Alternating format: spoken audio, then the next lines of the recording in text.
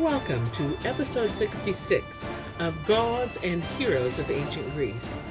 My name is MyLinda, Butterworth, and today we continue with the tales of Troy with the story of Agamemnon and Iphigenia.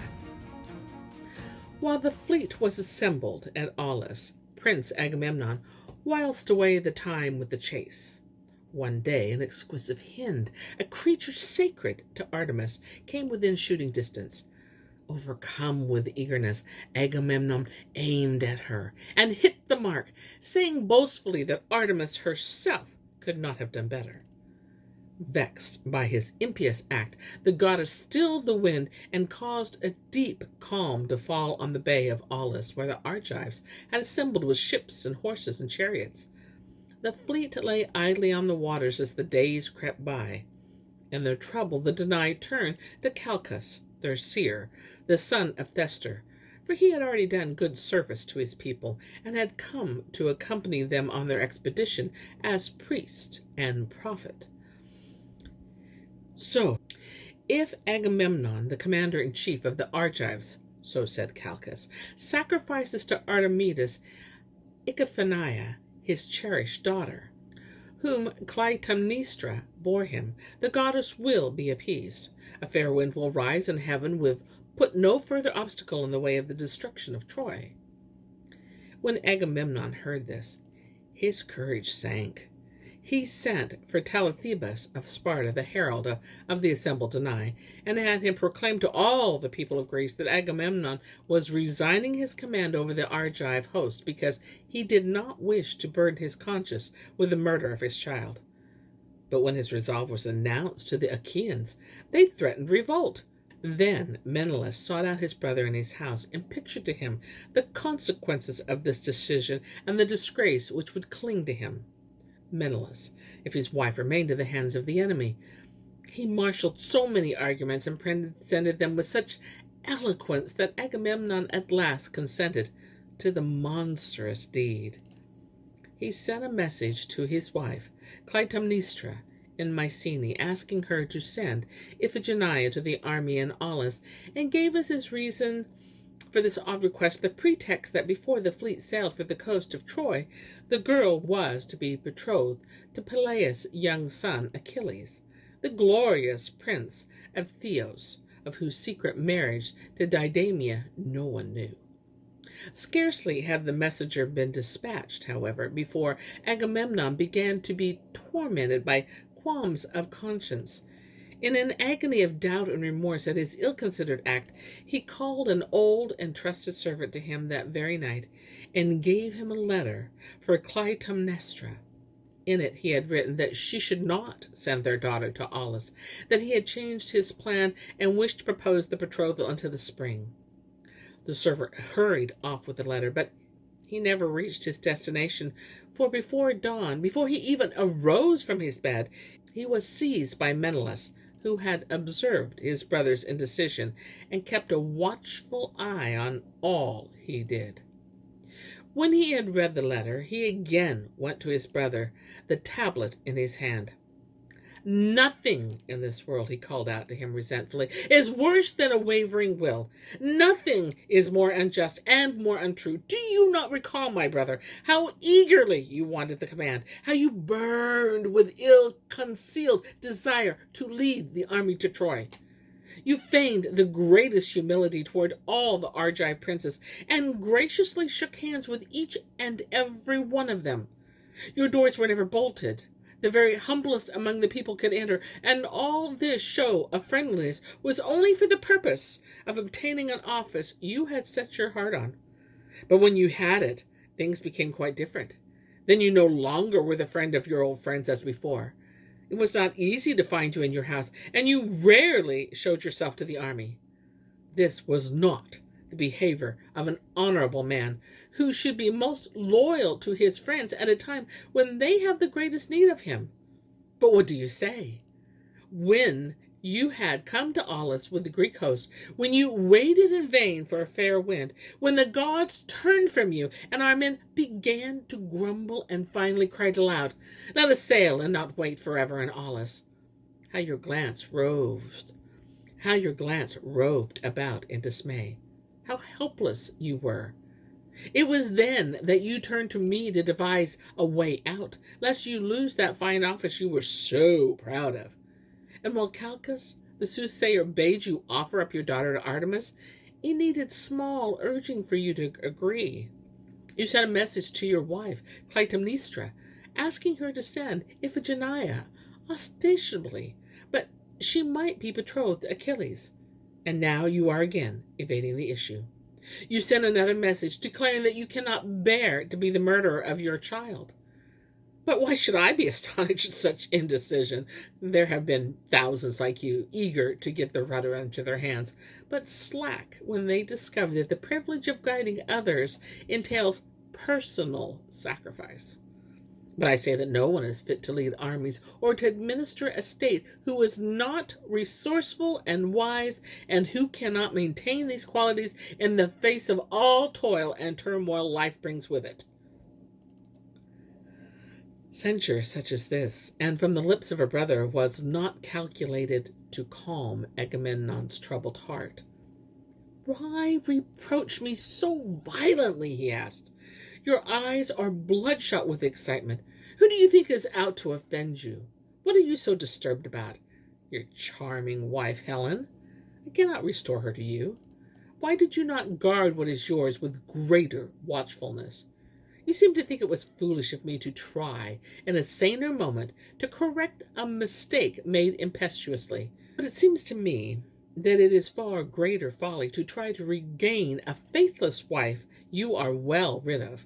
No, I shall never commit a crime against my own flesh and blood. As for you, it were far better you meted out punishment to adulterous Helen."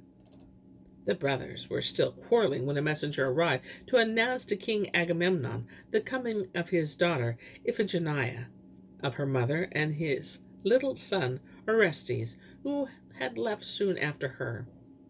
Hardly had the messenger departed from Agamemnon, gave himself up to such hopeless despair that Menelaus, who had been standing a little apart, approached his brother and reached for his hand. Agamemnon gave it to him, while the hot tears gushed from his eyes. "There it is, brother," he said mournfully. "The victory is yours. I am destroyed." But now Menelaus swore to desist from his earlier demand. He even pleaded with him not to kill his child, and declared that by no means would he injure or lose a beloved brother for the mere sake of Helen. "Do not wet your face with tears," he cried. "If through the oracle of the gods I have a share in your daughter, I herewith reject it and cede it to you. Do not be astonished that my impulsive spirit has shifted from fury to brotherly love. For should not a man follow his better judgment when waves of anger have ebbed from his heart?" Agamemnon embraced his brother, but the destiny of his daughter was still uppermost in his mind.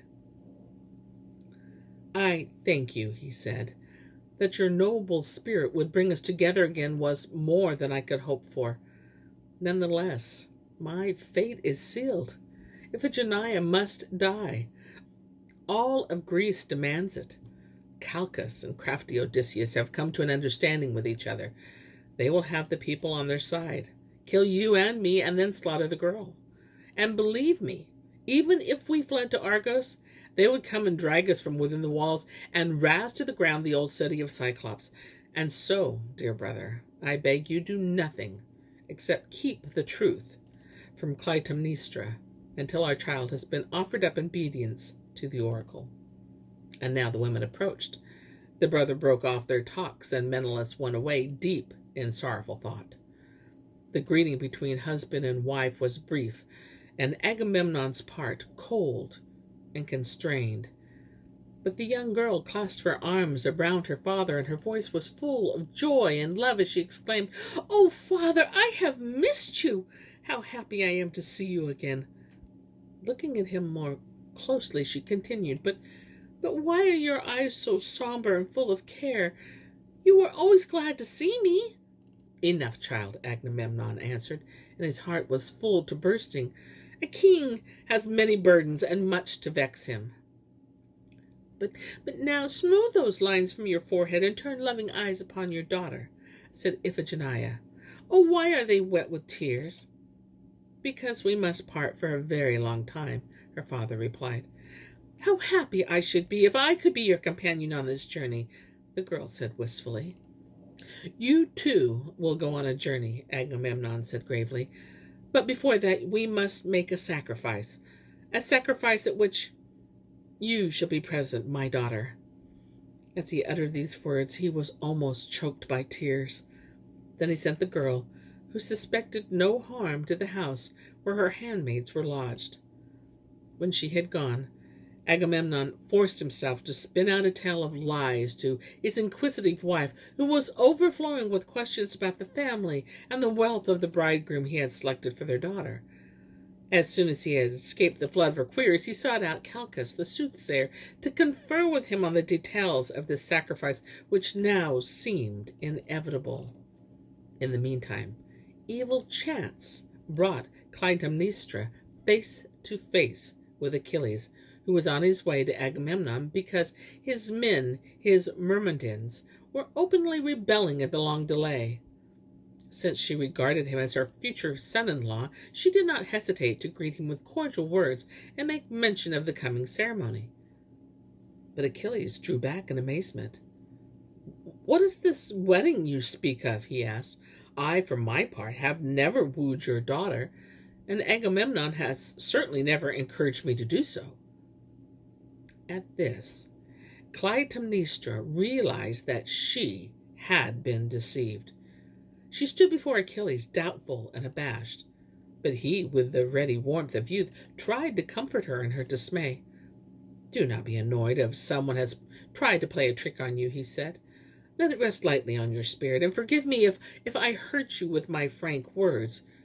He was about to take leave of her reverently and go his way, when a servant, the trusted slave of Agamemnon, and Clytemnestra, the only Menelaus had waylaid with the letter, came toward the two with the house of the commander-in-chief.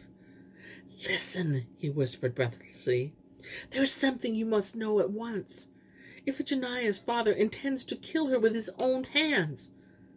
And now, the mother, shaken with terror and grief, learned from the lips of a slave the secret so carefully guarded from her. She threw herself at the feet of Peleus' young son, clasped his knees like a suppliant, and moaned, It does not shame me to lie in the dust before you. I, a mortal, before you, the sons of God.